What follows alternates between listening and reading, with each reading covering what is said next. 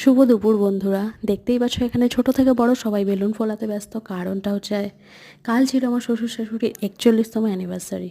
আর এখানে প্রসাদ মাখা হচ্ছে, ঠাকুরের ভোগ মাখা হচ্ছে। কেন কি, বাড়ি দু একজন নিরামিষ খায় আর আমরা চলে এসেছি ডেকোরেশনের দিকে। অ্যানিভার্সারির ছোটো মোটো ডেকোরেশন চলছে।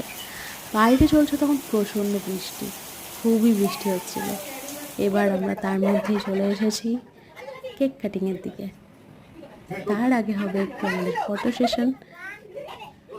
সেটা হচ্ছে মা বাবাকে ফুল দিচ্ছে। তাদের একটু ছোট্ট ছোট্ট খুশি দিতে ভালোই লাগে। তো ফটো সেশন আমাদের কন্টিনিউ চলেই যাচ্ছে, চলছে।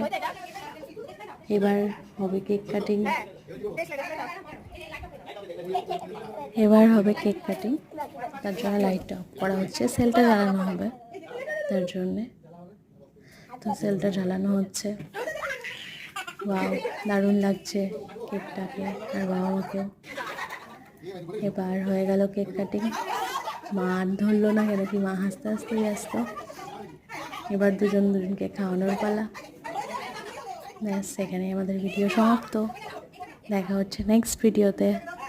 টাটা।